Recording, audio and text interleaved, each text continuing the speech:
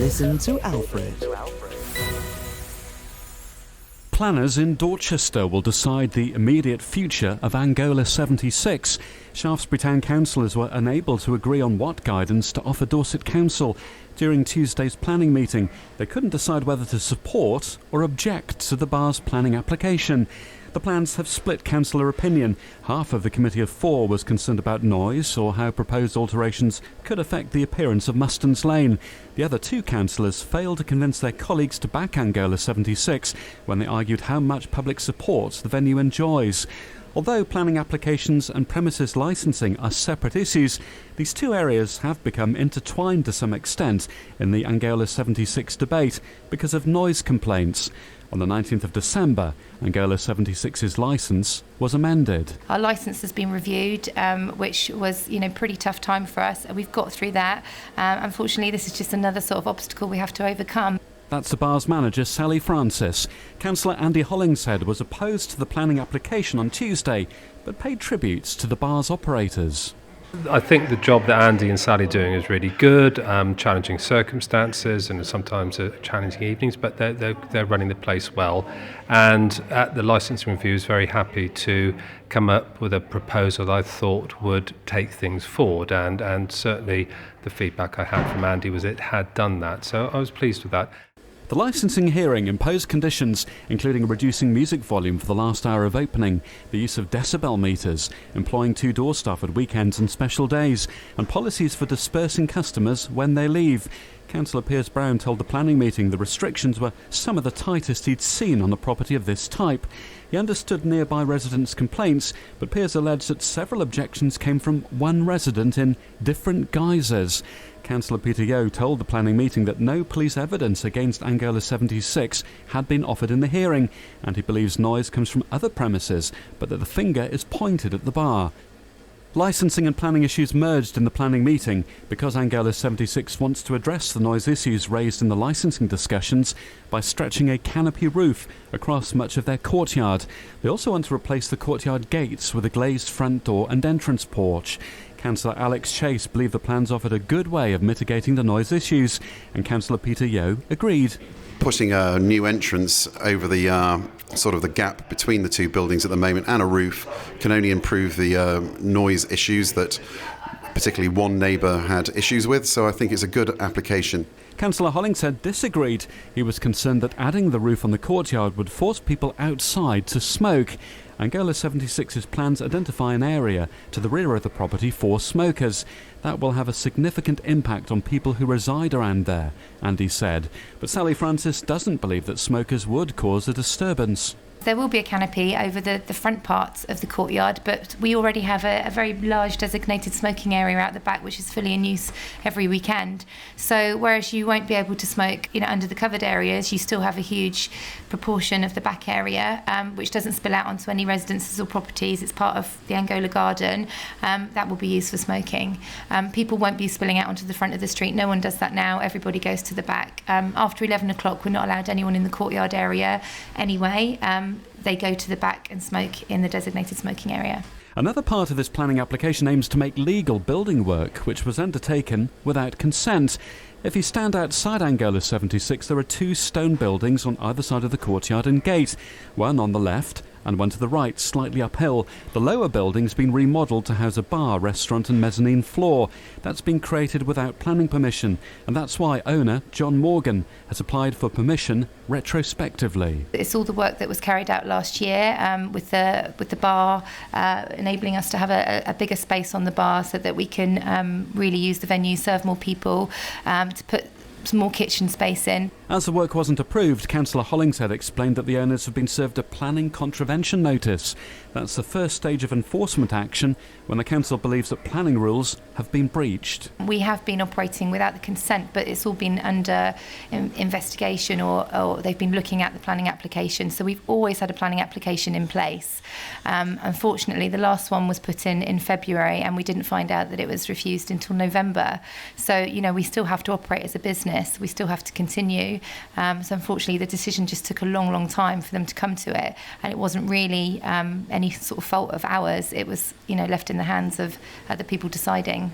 On Tuesday, Councillor Hollingshead argued that, as the planning, environmental health and conservation officers have refused planning permission on several occasions, the Town Council shouldn't support this plan now. And it's been put forward to Dorset Council on 3 previous occasions, and each time it's been refused. So it's the same application coming forward again, and nothing's changed. So I'm unclear as to why there was any view of wanting to support it, because it is an application that's already been turned down. And Councillor John Lewis raised trust issues. They've abused it in the past, and it doesn't give me the confidence that whatever is decided will actually be adhered to. And he was also concerned that the proposed roof over the courtyard would create the impression of one large dominating structure. Councillor Hollingshead felt the development would present quite a challenging visual display and an eyesore. My personal view, it is the wrong design for this part of town. Mustons Lane, Bell Street, all around there are sensitive areas, and to build a large roofed venue right in the middle of Mustons Lane, which is such a narrow lane, is so difficult for cars to use, to my mind, is not going to solve anything. It's just going to create further problems. Councillor Hollingshead was also concerned about the expansion of the business with more covered space and the numbers it would attract. On the other hand, the bar is very popular, and many locals consider the venue an important part of Shaftesbury's arts offer. As I chatted with Sally, a weighty bound document containing Angola's messages of support and petition signatures for December's licensing hearing lay on the bar. We've got a petition with 1,200 signatures on it, and hundreds of comments that we got when we were under review for our licence. So it's so, it's so evident that people want this venue in the town, and it's just it's just a smaller hurdle now to overcome, and then we'll be okay.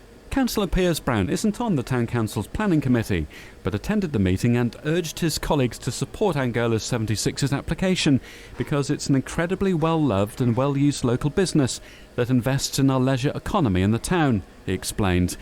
Councillor John Lewis reflected on the petition, which he acknowledged as big, but he felt nearby neighbours' complaints should be considered. A lot of the support for it and the petition was from people who live well outside earshot of Angola. There are people that think very highly of it, and that was an issue. It is important, it helps the town's economy. But equally, there are people that live nearby that find it a nuisance. So I'm sympathetic to people who are affected by noise.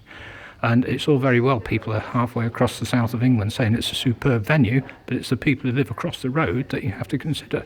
Perhaps the most unexpected comment came from Councillor Alex Chase. He supported Angola's plans, but announced he had a problem with the venue's name, a glorification of civil war, and the uniforms of the bar people are khaki, thus ensuring there is a link, he said. Alex accepted that those weren't planning matters, but he said they were just matters of human decency. If it was up to me, yes, I'd gladly say you have to change the name, but that's not one of the things I get to choose. When the councillors were asked to vote, Councillors Chase and Yeo wanted to support Angola 76's application. Councillors Hollingshead and Lewis didn't. As meeting chairman, Councillor Lewis could have used his casting vote to break the deadlock. That would have meant that Dorset Council would have been told that Shaftesbury Council objected to Angola 76's plans, but Councillor Lewis didn't do that. We were split, and there was no reason to believe that we'd be able to get a majority for anything else, except to say we can't get a majority for or against. I've always understood that making a decision to break the deadlock in favour of doing something is not a good way to proceed. So it remained a draw, and Dorset Council will now decide without having a steer on what Shaftesbury wants. Giving no comment was better than objecting, in my opinion. Sally Francis said she's disappointed that she didn't realise that Angola 76's plans were on Tuesday's Town Council agenda. Unfortunately, I wasn't aware that this was going to be discussed at this meeting. If I had been, then I would have been there for sure, because I think maybe possibly a little bit of confusion about the application, and I think that's probably why that result arose, really. I think if I'd been there and been able to explain in detail and possibly talk to people about any concerns, I think that it would have been a different vote. Until the closing dates for commenting on this Angola 76 application pass in mid-February, Dorset Council can't say whether it will be a committee of councillors or council officers who'll decide whether the plans are approved or rejected. All the applications or anyone that wants to make any comments have to be in by February the 14th, so the decision will be made after February the 14th. But Sally says decision makers should read her petition. Shaftesbury people have spoken and they love the venue and they want us here. But Councillor Hollingshead would rather Angola 76 focus on making its recent refurbishment legal rather than expanding the business. I would like to see the owners getting on with trying to sort out the plans for what they've already done without looking at taking it further and trying to build a roof over the courtyard. Listen to Alfred.